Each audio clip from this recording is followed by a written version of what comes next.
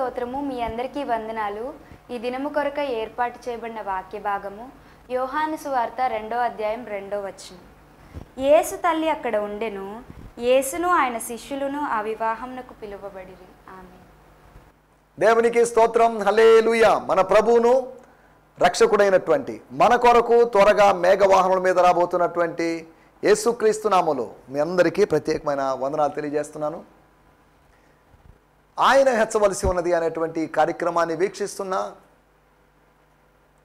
అనుదినం కాకపోయినా అవకాశం దొరికినప్పుడల్లా వీక్షిస్తున్న ఆత్మీయ బంధువులైన మీ అందరికీ నా హృదయపు లోతుల్లోంచి ప్రత్యేకమైన వందనాలు తెలియజేస్తున్నాను. ఈ కార్యక్రమం మీది, ఈ కార్యక్రమం మంది. ఈ కార్యక్రమాన్ని విజయవంతం చేయాల్సినటువంటి బాధ్యత, ఈ కార్యక్రమం అనేకుల దగ్గరికి తీసుకుని రావాల్సిన బాధ్యత మీది.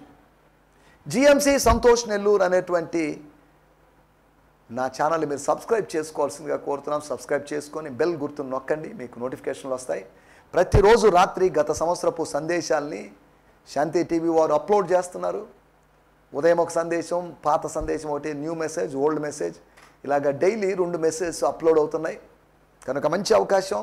దేవుని వాక్యాన్ని వినండి. ఏమైనా సందేహాలు ఉంటే మీరు దయచేసి మొహమాట పడకుండా నిస్సందేహంగా మీరు మమ్మల్ని కాంటాక్ట్ చేయాల్సిందిగా కోరుతున్నాం. ఒకవేళ అనివార్య కారణాల వలన ఏదో ప్రయాణాల్లో ఉండి మీ ఫోన్స్ అటెండ్ చేయలేకపోయినా మీరు చిన్న మెసేజ్ పెట్టినా సరిపోతుంది. నేను పలాని ఐఎమ్ సో అండ్ సో పలాని ఊరండి, మీతో మాట్లాడాలని మీరు తెలియజేసినట్లయితే మీతో మాట్లాడడానికి నేను సిద్ధంగా ఉన్నాను. అన్యాయపు సిరి వలన అనేక మంది స్నేహితులను సంపాదించుకోమని దేవుని వాక్యంలో రాయబడింది. ఈ లోకంలో మనము, మీరైనా నేనైనా ఎంతకాలం ఉంటామో తెలియదు. కనుక ఈ ఉదయకాలాన్ని ఏంటి నిరాశగా మాట్లాడుతున్నారని మాత్రం అనద్దు. వాస్తవం, మరణం అనేది వాస్తవం. ఈ లోకాన్ని నుంచి మనం వేరైపోవడం అనేది వాస్తవం. దాన్ని ఎవరు కాదనలేరు. ఈ లోకంలో ఉన్నంతకాలం అనేక మందిని సంపాదించుకుందాం. ప్రభు చెప్పినట్లుగా ఆత్మ సంబంధంగా అనవసరమైనటువంటి సమస్యలు తెచ్చేటువంటి వాళ్ళని కాకుండా ఆత్మ సంబంధులైన వారిని, స్పిరిచువల్ పీపుల్ని సంపాదించుకుందాం. లోకము ఆత్మీయంగా లేదండి, ఆత్మీయులు లేరు అని అంటారేమో. ఈ మాటతో నేను ఏకీభవించలేను. ప్రపంచంలో ఇంకా కొంతమంది ఆత్మీయులు ఉన్నారు, ప్రార్థించే వాళ్ళు ఉన్నారు. వాళ్ళని బట్టి ఈ ప్రపంచం ఇలా నిలిచి ఉంది, లేకపోతే ఎప్పుడో నాశనం అయిండేది. దేవునికి స్తోత్రం. హల్లెలూయా. ఆత్మీయులు అనబడిన వాళ్ళు ఏదో నుదిటి మీద రాతలతోనో, నుదిటి మీద మొత్తం మేము ఆత్మీయులమండి అని ఆత్మీయ ముసుగుతో వచ్చేవాళ్ళు కాదు. వాళ్ళ మనం గుర్తించలేకపోవచ్చు. సామెతల గ్రంథంలో 20వ అధ్యాయంలో అనుకుంటాను ఒక మాట రాయబడింది, నమ్మదగిన వాడు ఎవరికి కనబడును. ఫెయిత్ఫుల్ పర్సన్స్ కనిపించరు, అన్ఫెయిత్ఫుల్గా ఉండేవాళ్ళు కనిపిస్తారు. వేదికల మీద కనిపించవచ్చు, అక్కడ కనిపించవచ్చు, ఇక్కడ కనిపించవచ్చు, అన్ని చోట్ల కనిపించవచ్చు. కానీ నమ్మదగిన వాళ్ళు మాత్రం అరుదుగా ఉంటారు. దేవుని స్తోత్రం. ఏ మనుషుడు నమ్మదగిన వాడు కాదు అని నేను అనుకున్నాను. నేను తొందరపడిన వాడినే అనుకున్నాను అని నాలుగు ఖర్చుకున్నాడు భక్తుడు. I'm sorry, no. కొంతమంది నమ్మదగిన వాళ్ళు ఉన్నారు ఈ ప్రపంచంలో. దేవుని స్తోత్రం. ఈ ఆత్మీయ ప్రయాణంలో మనం ఎదుగుతున్నప్పుడు, ముందుకు సాగుతున్నప్పుడు ఇటువంటి వాళ్ళని కనుగొందాం. ఇటువంటి వాళ్ళని కనుగొన్నప్పుడు వాళ్ళని విడిచిపెట్టక వాళ్ళతో ఆత్మీయ సహవాసంలో ముందుకు సాగుదాం. దేవుని స్తోత్రం. నిన్నటి ఎపిసోడ్లో మనం మరపురాని మనువు, అన్ఫర్గెటబుల్ మ్యారేజ్, యోహాను సువార్త 2వ అధ్యాయములోని కానాలోని వివాహం, కానా అనేటువంటి ఊరిలో జరిగిన వివాహము. ఆ వివాహము ఎందుకు అద్భుతంగా మారింది అనడానికి అది మతాచారములు లేనటువంటి ఒక మనువని, మోసం జరగనటువంటి ఒక మనువని, అంతేకాకుండా అనగా జబ్బు రసము పోయబడని, చివరి వరకు, లాస్ట్ మూమెంట్ వరకు, అయిపోయేంత వరకు, భోజనాల కార్యక్రమం అయిపోయేంత వరకు శ్రేష్ఠ రసాన్నే ఉంచుకొని ఉన్నారు అనుకొని, అన్నట్లుగా శ్రేష్ఠ రసమే పోయబడినటువంటి ఆ 6 రాతి బాణాల ద్రాక్షారసము సరిపోతుంది ఆహ్వానించబడిన అతిథులందరికీ. అలాగా అందరికీ సంతృప్తిగా లేదా సమృద్ధిగా వడ్డించినట్లుగా ప్రభు అక్కడ కార్యం చేశాడని, ఇది మోసం జరగనటువంటి మనువని, అంతేకాకుండా దేవుని కుమారుని యొక్క మహిమ అంటే ఏంటో ఎరుగనటువంటి, మహిమతో ఎటువంటి అనుబంధం లేనటువంటి మతపరమైన మనుషుల మధ్యలో ఒక నూతనమైనటువంటి అనుభవం కలిగింది. He revealed his glory. ఆయన తన్ను తాను బయలుపరుచుకున్నాడని కాదు, యేసు యొక్క మహిమ బయలుపరచబడింది. ఇప్పుడు ద్రాక్షారసం ఎలా వచ్చింది ఏంటి అనేది కూడా ప్రాముఖ్యమైన విషయం కాదు. కానీ కన్క్లూజన్గా ఫైనల్గా జరిగిన విషయం, శిష్యులు ఆయన యందు విశ్వాసం ఉంచారు. అద్భుతాలలో విశ్వసించాలి అని నేను అనడం లేదు. అద్భుత కరుడైన వ్యక్తి అయినటువంటి యేసులో విశ్వసించాలి. అద్భుతాలు జరుగుతాయని అనుకుంటున్నానండి, లేదు ఆగిపోయానని అనుకుంటున్నానండి, ఇవి పెద్ద ప్రాముఖ్యమైన విషయాలు కాదు. అద్భుతాలు జరుగుతాయా లేదా అనేది ఆ వివాదం మనకు అవసరం లేదు. ఎక్కడ అద్భుతాలను నమ్మమని బైబిల్ ఎక్కడ రాయబడలేదు, ఆశ్చర్యకార్యాలను నమ్మండి, స్వస్థతలు నమ్మండి అని బైబిల్ ఎక్కడ రాయబడలేదు. కానీ యేసును నమ్మండి, యేసును నమ్మినప్పుడు అద్భుతాలు, ఆశ్చర్యకార్యాలు, స్వస్థతలు జరుగుతాయి. కానీ ఈ రోజుల్లో యేసును నమ్మకుండా అద్భుతాలను నమ్ముతున్నారు. యేసును నమ్మకుండా యేసు అనుచరులైనటువంటి యేసు యొక్క సందేశాన్ని అందించేటువంటి ప్రజలైన వారిని అభిమానిస్తున్నారు చాలామంది. మన గురంతా యేసు, యేసు మాత్రమే. రాతి బాణల మీద కాదు మన దృష్టి ఉండాల్సింది, అద్భుతంగా అనుగ్రహించబడినటువంటి ఆ పానీయం మీద కాదు మన దృష్టి ఉండాల్సింది, ఆశీర్వాదం మీద కాదు మన దృష్టి ఉండాల్సింది, ఆశీర్వదించినటువంటి దేవుని మీద మన దృష్టి ఉండాలి. వారు యేసునందు విశ్వాసం ఉంచారు. Good conclusion. యేసునందు విశ్వాసం ఉంచడమే. మారు మనసులోకి యేసును గురించిన అవిశ్వాసం ఉన్నట్లయితే యేసు యొక్క శక్తిని గురించి మన అభిప్రాయం మారి మారు మనసు కలిగేటువంటి అనుభవాలకు మనం రావాలి. దేవుని స్తోత్రం. రండి ఈ సమయంలో మనం దేవుని వాక్యాన్ని ధ్యానించుకుందాం. యోహాను సువార్త 2వ అధ్యాయము 2వ వచనము. Gospel according to John 2nd chapter 2nd verse. యేసు తల్లి అక్కడ ఉండెను, యేసును ఆయన శిష్యులను ఆ వివాహమునకు పిలువబడిరి. దేవుని స్తోత్రం. హల్లెలూయా. ఇంగ్లీష్లో 2-3 వచనాలు కలిసింది. Jesus and his disciples were all invited to the banquet. But with so many guests, they ran out of wine, and when they realized that she came to Jesus and asked, they have no wine, can't you do something about it? 3వ వచనం కూడా చివరి భాగం అది. సరే, దేవుని స్తోత్రం. హల్లెలూయా. ఊరిని మార్చిన యేసు, అది మన టైటిల్. ఏ ఊరిని మార్చాడు? ఊరిని మార్చాడంటే ఏ విధంగా మార్చాడు ఊరిని? కానా అనేటువంటి పట్టణము అని పవిత్ర గ్రంథం ఈజీ వర్షన్లో రాయబడింది. అది విలేజ్ అని, అది విలేజ్ అయినా పట్టణమైనా, లేకపోతే విలేజ్ అయినా టౌన్ అయినా, లేకపోతే సిటీ అయినా కానీ ఆ ఊరిని పూర్తిగా మార్చాడని కాదు, ఆయన తన కార్యం అక్కడ జరిగించడం వలన he become the talk of the town. ఆ పట్టణంలో పబ్లిక్ టాక్ అయిపోయాడు ఆయన. ఆయన వాళ్ళ మనస్సుల్లో మెదలాడుతూ ఉన్నాడు. కానాలో జరిగించు తన పరిచయం ఇంకా ఆరంభించలేదు. శిష్యులను ఏర్పాటు చేసుకున్నాడు, టీంను ఏర్పాటు చేసుకున్నాడు, కానీ మినిస్ట్రీ ఇంకా స్టార్ట్ చేయలేదు. మినిస్ట్రీ స్టార్ట్ అయింది. దేవుని స్తోత్రం. హల్లెలూయా. మినిస్ట్రీ మిరకిల్ ద్వారా స్టార్ట్ అయింది. పరిచర్య అద్భుతం ద్వారా ఆరంభించబడింది. యేసు యొక్క పరిచర్య ఉపవాసం ద్వారా ఆరంభించబడింది.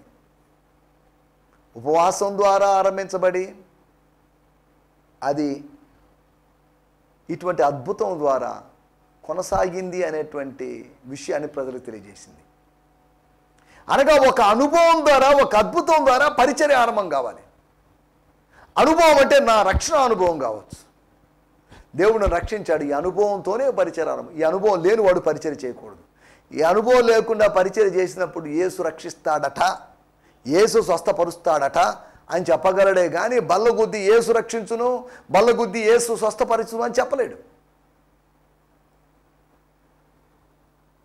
యేసు ప్రభు ఎలాగ ఈ పరిస్థితులన్నీ మార్చేశాడు, అక్కడున్న కొన్ని పరిస్థితులు ఎలా మార్చాడు.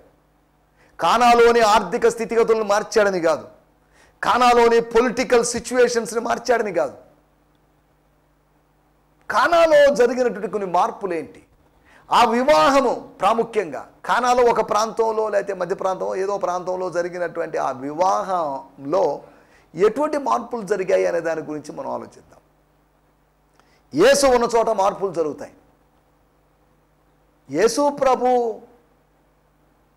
వాటర్ చేంజర్, నీటిని మార్చగలిగిన వాడు, మనుషులను మార్చగలిగిన వాడు, జలమును మార్చగలిగిన వాడు, జనమును మార్చగలిగిన వాడు.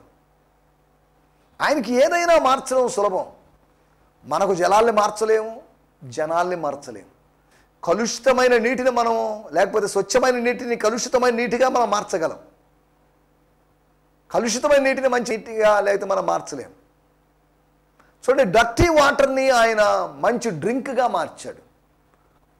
అనగా కాళ్ళు చేతులు కడుక్కోవడానికి లేకపోతే నెత్తి మీద చల్లుకోవడానికి కొన్నిసార్లు నీళ్ళు, అవి నీళ్లు తాగొద్దండి, చేతులు కడుక్కోవడానికి కాళ్ళు కడుక్కోవడానికి అంటారు. అనగా అంత స్వచ్ఛంగా తాగదగినంతగా ఎడిబుల్ వాటర్గా, డ్రింకబుల్ వాటర్ కాదది. బాహ్యంగా చల్లుకోవడానికి వాటికి పనికి వచ్చేది. అనగా ఇంచుమించు అంత స్వచ్ఛత లేనటువంటి కలుషితమైన నీటిని కూడా ఆయన కమ్మని పానీయంగా మార్చాడు. అనగా చెడును మంచిగా మార్చగలడు, చీకటిని ఆయన వెలుగ్గా మార్చగలడు. చీకటిని అంతం చేసి, చెడును అంతం చేసి, ఆయన వెలుగును స్థాపించి ఆయన మంచితనాన్ని స్థాపించగలడు అనే సంగతిని మనం జ్ఞాపకం చేసుకోవాలి. దేవునికి స్తోత్రం, హల్లెలూయా. యేసు ఏ విధంగా మార్పు తీసుకొచ్చాడు? యేసు తీసుకొచ్చిన 3 మార్పులు మీకు జ్ఞాపకం చేయాలని ఆశిస్తున్నాను. What are the 3 changes that Jesus had brought to that village or to that wedding? ఆ వివాహంలో జరిగించినటువంటి మార్పుల గురించి మనం ఆలోచిద్దాం. మొట్టమొదటిగా యోహాను సువార్త 2వ అధ్యాయము 3వ వచనము. స్తోత్రం, స్తోత్రం. ద్రాక్షారసం అయిపోయినప్పుడు యేసు తల్లి వారికి ద్రాక్షారసము లేదని ఆయనతో చెప్పగా నంబర్ 1, మొట్టమొదటి విషయం మనం ఆలోచిస్తున్నాం. ద్రాక్షారసం అయిపోయింది. ఆ వివాహము ఎలా జరుగుతుంది? పెళ్లి కుమారుడు లేకపోతే ఈ సీన్లన్నీ చూపించిన తర్వాత అక్కడ జరుగుతున్న నాట్యాలు, విందులు, వినోదాలు, లేకపోతే అక్కడ జరుగుతున్నటువంటి వాద్యముల గురించి ప్రస్తావన లేకుండా స్టార్టింగ్లోనే ద్రాక్షారసం అయిపోయింది. ఒక కొరతతో ఆరంభమైంది. ఒక కొరత కనిపిస్తుంది.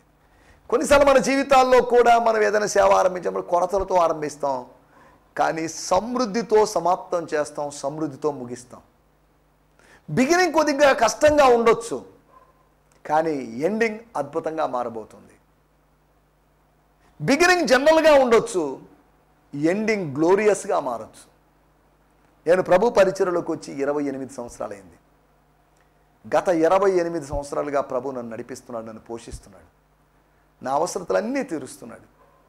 నా అవసరతలు తీర్చింది మనుషులు కాదు, మనుషుల ద్వారా దేవుడు తీర్చాడు. మనుషుల ద్వారా మనుషులు తీర్చినటువంటిది కాదు, దేవుడు మనుషుల ద్వారా నా అవసరతలు తీర్చాడు. పరిచర్య ఆరంభ దినాలు నడుచుకుంటూ పోయిన దినాలు, పరిచర్య ఆరంభ దినాలు సైకిల్ తొక్కుంటూ అనేక కిలోమీటర్లు వెళ్ళినటువంటి దినాలు. కొన్ని సందర్భాల్లో ఒక్కో రోజు 4 ఆరాధనలు జరిగించుకొని సైకిల్ మీద ఇంచుమించు 40, 50, 60 కిలోమీటర్లు. కొన్ని సంవత్సరాల క్రితం మా పెద్ద కుమార్తె పుట్టినప్పుడు ఆమెను భుజం మీద వేసుకొని 5 కిలోమీటర్లు, 6 కిలోమీటర్లు నడిచిన సందర్భాలు. నా వివాహానికి ముందు 2000 సంవత్సరంలో వారంలో ఒక్కరోజు మహారాష్ట్రలో నాగ్పూర్లో ఉన్నప్పుడు మేమున్నటువంటి విశ్వకర్మ నగర్ నుంచి మార్టిన్ నగర్ వరకు 11 కిలోమీటర్లు నడిచి నడిచి నడిచి మళ్ళీ 11 కిలోమీటర్లు ఛార్జీకి డబ్బులు లేక అలా పరిచర్య చేసిన రోజులు ఉన్నాయి.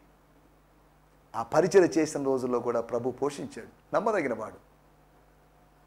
నేను ఇవన్నీ ఎందుకు చెప్తున్నాను? ఆ సాక్ష్య రూపంలో ఇవన్నీ చెప్తున్నాను. ఇవన్నీ ఇంచుమించు అందరి సేవకుల జీవితాల్లో ఉంటాయి. ఈ అనుభవాల్లో గుండా ప్రతి సేవకుడు వస్తాడు. ఆగర్భ శ్రీమంతులుగా ఎవరు సేవలో ఉండరు. మెల్లగా మెల్లగా వారిని ఆశీర్వదిస్తాడు. ఇప్పుడున్న కష్టాలు నష్టాలు ఎవరైనా ఈ కార్యక్రమాన్ని సేవకులు ఎవరైనా గ్రామాల్లో పరిచర్య చేస్తున్న సేవకులు ఎవరైనా చూస్తున్నట్లయితే ఇప్పుడున్నట్టుగా ఉండదు రేపు, నేడు ఉన్నట్టుగా ఉండరు మీరు, రేపు మళ్ళీ ప్రత్యేకంగా ఉంటారు, రేపు తర్వాత ఎల్లుండి వేరొక విధంగా ఉంటారు. God will change you. దేవుడు మిమ్మల్ని ఆశీర్వదిస్తాడు. అల్ప ఆశీర్వాదముల్లోంచి అధిక ఆశీర్వాదంలోకి మనం వస్తాం అనే సంగతిని మనం మర్చిపోకూడదు. తక్కువ అనుభవంలోంచి ఎక్కువ అనుభవంలోకి దేవుడు మనల్ని నడిపిస్తాడు. ఇక్కడ గమనించాలి, ఒక కొరత వచ్చింది. కొరతలు మంచిదే, కొరత ఒక కొలతే అని మనం గత ఎపిసోడ్లో మనం మాట్లాడుకున్నాం. అయ్యో అయిపోయింది, ఆందోళన. ఇంత త్వరగా అయిపోయింది ఏంటి? మన లెక్కలు తారుమారైపోయినాయి, మన అంచనాలు తారుమారైనాయి, గెస్టులు అధికంగా వచ్చేసారు. ఎవరో ఒక బైబిల్ పండితులు చెప్పిన విషయం, యేసు ఒక్కడే కాకుండా యేసుతో పాటు ఈ 12 మంది శిష్యులు వచ్చేసరికి ద్రాక్షారసం చాలేదేమో అన్నట్టుగా చెప్పాడు. అయినా 12 మంది ఎంత తాగుతారేంటి? అయినా వాళ్ళు శిష్యులు దాగినట్టుగా మనకు ఎక్కడ చూడడం కనిపించడం లేదు. లేఖనాలు మనకు దాన్ని సపోర్ట్ చేయడం లేదు. శిష్యులు ఇంకెవరైనా బయట వాళ్ళు ఇంకో 30-40 మంది ఒకసారి వచ్చి పడ్డారనుకోండి, అప్పుడు షార్టేజ్ వచ్చి ఉంటుంది. ఏదేమైనప్పటికీ మనం ఇక్కడ ఆలోచిస్తున్న విషయం ఏంటి అంటే, మొట్టమొదటి విషయం, దేవుడు ఆ పరిస్థితుల్ని, ఆ ప్రదేశాన్ని, నీ విశ్వాసాన్ని పరీక్షించడానికి అదొక ప్రయోగశాలగా, ల్యాబొరేటరీగా మార్చాడు. జీవితం ఒక ప్రయోగశాల లాంటిది. పరీక్షలు చేస్తున్నాం, ప్రయోగాలు చేస్తున్నాం, రకరకాల కెమికల్స్ని వేసి కలుపుతున్నాం. దీన్ని కలుపుతున్నప్పుడు ఏం జరుగుతుందో మరి తెలియదు. కొన్ని కలుసుకుంటున్నప్పుడు ఏం జరుగుతాయో తెలియదు, కొందరు కలుసుకుంటున్నప్పుడు ఏం జరుగుతాయో తెలియదు. But something new will happen. కొత్త సంగతులు ఏవో జరుగుతాయి, కొత్త విషయాలు ఏవో జరుగుతాయి. దేవుడు కలపాలనుకున్నట్టు వాళ్ళని, కలుసుకుంటామని ఆశ లేని వాళ్ళని కలిపినప్పుడు ఏదో జరుగుతుంది. చూడండి, రసాయన శాస్త్ర ప్రకారము, కెమిస్ట్రీ ప్రకారము ఆక్సిజన్ అనేటువంటిది, హైడ్రోజన్ అనేది, ఆ 2 అణువులు కలుసుకున్నప్పుడు, వాటిని దేవుడు కలిపినప్పుడు ఒక వాయు పదార్థం కాదు కానీ ఒక ద్రవ పదార్థం, మనకు తెలిసినటువంటి H2O అని పిలువబడినటువంటి నీరు కలుగుతుంది. 2 వాయు పదార్థాలని కలిపి నీరు తయారు చేశాడు దేవుడు. వేరు వాయు పదార్థాలను కలిపి మనం నీటిని తయారు చేయలేము. కానీ దేవుని యొక్క సృష్టి చూడండి, రసాయన శాస్త్రం ద్వారా ఆయన పనిచేయగలిగాడు. God works through chemistry, God works through physics. దేవుడు వేరు విధాలుగా పనిచేస్తాడు. వేరు శాస్త్రాల ఆధారంగా ఆయన పనిచేస్తాడు. వేరు పరిస్థితుల ఆధారంగా. నీ కొరత వచ్చిందంటే దాని గురించి కన్నీరు కారవాల్సిన అవసరం లేదు, కలవరపడాల్సిన అవసరం లేదు. ఇది నీ విశ్వాస పరీక్ష. ఆదికాండం 22వ అధ్యాయంలో దేవుడు అబ్రహామును పరీక్షించాడు. పరీక్ష. ఇంట్లో జరిగినటువంటి సందేశం, ఇంట్లో వచ్చిన సందేశం, కానీ పర్వతం మీదకి వచ్చి పరీక్షించబడ్డాడు. నువ్వు పరీక్షించబడతావు. పరీక్షలో నువ్వు నెగ్గాలి, గెలవాలి. యేసు ప్రభు ఈ లోకంలో ఉండి పరీక్షల గుండా వెళ్ళాడు, శోధనల గుండా వెళ్ళాడు, శోధనలు జయించాడు, శోధనలకు లొంగలేదు. ఒకటి, నీ పరిస్థితులు, నీ చుట్టూ ఉన్న వాతావరణాన్ని ఆయన ఒక ప్రయోగశాలగా మారుస్తాడు. కానా అనేటువంటి ఊరిని, ఆ కళ్యాణాన్ని ఆయన ఒక ప్రయోగశాలగా, లాబొరేటరీగా మార్చాడు. అక్కడేదో కొత్త విషయాల ఆవిష్కరణ జరగాలి. నా జీవితంలో దేవుని మహిమ అనేటువంటి విషయం అది ఆవిష్కరించబడాలి. కొత్త విషయాన్ని నువ్వు కనుగొనాలి. దేవుని మహిమను కనుగొనాలి. ఏ వివాహంలో కనుగొనని విధంగా, ఎవరి విషయంలో కనుగొనని విధంగా నీవు దేవుని యొక్క మహిమను నీ జీవితంలో కనుగొనాలి. It's a laboratory. అది ప్రయోగశాల. నువ్వున్న ప్రదేశం ఒక ప్రయోగశాల. దేవుడిని పరీక్షిస్తున్న సందర్భం. అంతా మన మంచి కొరకే, మేలు జరుగుట కొరకే సమస్తము సమకూడి జరుగుతున్నాయి. దేవునికి స్తోత్రం, హల్లెలూయా. ద్రాక్షారసం కొరత వచ్చిందని కుంగిపోవాల్సిన అవసరం లేదు. మరి అని సైకలాజికల్గా దేవుడు ఆదరించడం లేదు, దేవుని కుమారుడు ఆదరించడం లేదు. కానీ ఒక ఫిజికల్గా ఆయన అద్భుతం చేశాడు. దేవుని స్తోత్రం, హల్లెలూయా. మొట్టమొదటి విషయము, దాన్ని ప్రయోగశాలగా మార్చాడు.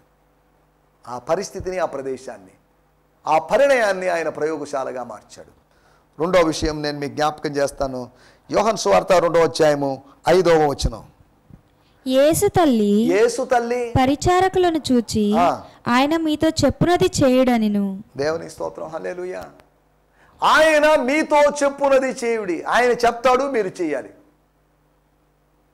సాధారణంగా స్కూల్స్లో టీచర్స్ చెప్తారు, విద్యార్థులు వింటారు. టీచర్స్ చెప్తారు, స్టూడెంట్స్ వింటారు. అలాగే ఆయన మీతో చెప్పింది చేయండి. ఆయన చెప్తాడు, he will do something, he will tell something. You should do something. ఆయన మీతో చెప్పింది చేయండి. ఇది ఒక పాఠశాల. పరిచారకులు శిష్యులు, ప్రభువు గురువు. ఆత్మీయ జీవితంలో రక్షింపబడిన తర్వాత మన ఆత్మీయ జీవితం ఒక పాఠశాలగా మారాలి. క్రీస్తు పాఠశాలలో మనం విద్యార్థులు, మనం నేర్చుకుంటున్నాం. ఆయన మీతో చెప్పింది చేయండి. రక్షింపబడిన తర్వాత, బాప్తిజం తీసుకున్న తర్వాత సహవాస జీవితంలోకి వెళ్తూ ఉన్నప్పుడు ఒక పాఠశాల అనుభవం. శిష్యుడు అంటే విద్యార్థి అనగా నేర్చుకునేవాడు. క్రీస్తు పాఠశాలలో విద్యార్థి. అదొక పాఠశాల. గురువు చెప్పింది కాకుండా గురువు చెప్పంది చేశాడనుకోండి, దానివల్ల ఎటువంటి ప్రయోజనం లేదు. గురువు చెప్పిందే చేశాను, గురువు దగ్గర నుంచి వెరీ గుడ్ బాగా రాసావురా, వెల్ డన్, హోంవర్క్ చక్కగా చేశావు అని ప్రశంస పొందేటువంటి అవకాశం ఉంది. దేవుని స్తోత్రం. రెండో విషయాన్ని మనం ఆలోచిస్తున్నాం. ఆ ప్రదేశాన్ని ఆయన ఒక పాఠశాలగా మార్చాడు. దాన్ని ప్రయోగశాలగా మాత్రమే కాకుండా ఆయన దాన్ని ఒక పాఠశాలగా మార్చాడు. పాఠశాల కాని దాన్ని పాఠశాలగా మార్చగలడు, ప్రయోగశాల కాని దాన్ని ప్రయోగశాలగా మార్చగలడు. నీ జీవితం దైవికమైన ప్రయోగశాల, నీ జీవితం దైవికమైన పాఠశాల. It's a school. Holy Spirit is your teacher. పరిశుద్ధాత్ముడు నీ బోధకుడు. ఆయన నీకు బోధిస్తాడు. ఆయన సర్వసత్యంలోకి నడిపిస్తాడు, ఒప్పింపజేస్తాడు, బోధిస్తాడు, నడిపిస్తాడు. ఈ లోకంలో ఏ ఉపాధ్యాయుడు అధ్యాపకుడు నడిపించడు, బోధిస్తాడు అంతవరకే, నేర్పిస్తాడు అంతవరకే. లేదా ఏదైనా ఒప్పింప చేయొచ్చేమో, కానీ ఈయన ఒప్పింపజేయడం, నడిపించడం, బోధించడం, అయ్యో ఎన్నో విషయాలు చేస్తాడు. దేవుని స్తోత్రం. హల్లెలూయా. ఒకటి, నీ జీవితం ఒక ప్రయోగశాల, నీ జీవితం దేవునికి ఒక పాఠశాల లాంటిది. ఆయనే ఉపాధ్యాయ అధ్యాపక స్థానంలో ఉండి నీకు పరమ సత్యాలు బోధిస్తాడు, బైబిల్ సత్యాలు బోధిస్తాడు. మీరు పరిశుద్ధాత్మ వలన అభిషేకం పొందారు, దేవుని వల్ల మీరు అభిషేకం పొందారు. మీకు వేరొకడేదో నేర్పించాల్సిన అవసరం లేదు, బోధించనక్కర్లేదు. దేవుడే మీకు బోధిస్తాడు, పరిశుద్ధాత్ముడే బోధిస్తాడు అని యోహాను గారు సంఘంతో చెప్పాడు. దేవుని స్తోత్రం. హల్లెలూయా. మూడో విషయాన్ని నేను మీకు జ్ఞాపకం చేస్తాను. ఆ ఊరిని చూడండి, ఒక ప్రయోగశాలగా నువ్వు పాఠశాలగా మార్చినట్టు ప్రభు. మూడో విషయం యోహాను సువార్త 2వ అధ్యాయము 11వ వచనం. గలిలయలోని కానా అనేటువంటి ఊర్లో యేసు ఈ మొదటి సూచక క్రియను చేసి తన మహిమను బయలుపరిచాడు. He manifested, or he displayed, or he exhibited his glory. తన మహిమను ప్రదర్శించాడు. తనకున్నటువంటి మానవాతీత శక్తిని ఆయన ప్రదర్శించాడు. మనమందరం మానవులమే కదా, కొరతలు వస్తాయి కదా, కొరతలు రావడం మంచిదే కదా అని పాఠం చెప్తూ వేదాంత ధోరణిలో యేసు ప్రభు మాట్లాడలేదు. వేదాంత ధోరణిలో మాట్లాడడం వల్ల ఎటువంటి ప్రయోజనం లేదు. తత్వాలు మాట్లాడడం వల్ల ఎటువంటి ఫిలాసఫీ మాట్లాడడం వల్ల ఎటువంటి ప్రయోజనం లేదు. అక్కడ ఒక పర్ఫార్మెన్స్ కావాలి, అక్కడ ఒక కార్యం జరగాలి. దేవుని స్తోత్రం. హల్లెలూయా. మనం ఆలోచిస్తున్నట్టు మూడో విషయం, ఒకటి, నీ పరిస్థితిని ప్రయోగశాలగా మార్చి, నీ పరిస్థితిని పాఠశాలగా మార్చి, నీ చుట్టూ ఉన్న వాతావరణాన్ని, పరిస్థితులని, నీ ప్రదేశాన్ని ఆయన మూడవదిగా ప్రదర్శనశాలగా మార్చి, అనగా నువ్వు ఇంతకుముందు చూడని మహిమను నువ్వు చూడగలిగేటట్టు చేస్తాడు. వస్త్ర ప్రదర్శనశాల, జంతు ప్రదర్శనశాల, వస్తువుల ప్రదర్శనశాలలు ఉంటాయి, ఎగ్జిబిషన్స్. అక్కడికి వెళ్ళి మనం చూస్తుంటాం. పురాతనమైన వస్తువులు ప్రదర్శించే శాలలు కూడా ఉన్నాయి, మ్యూజియంస్ లాంటివి ఉన్నాయి. ప్రతి ప్రదర్శనశాలలో ఏదో ప్రదర్శిస్తున్నారు, ఏదో చూపిస్తున్నారు, ఏదో మన కళ్ళ ముందు పెడుతున్నారు. ఇది ఎప్పుడుదో తెలుసా, ఇది పలానప్పుడు వస్తువు అండి, ఇది పలానప్పుడు వస్తువు అండి అని చెప్తున్నారు. యేసు కూడా తన మహిమను బయలుపరిచాడు, ప్రదర్శింపజేశాడు మన కనుల ఎదుట.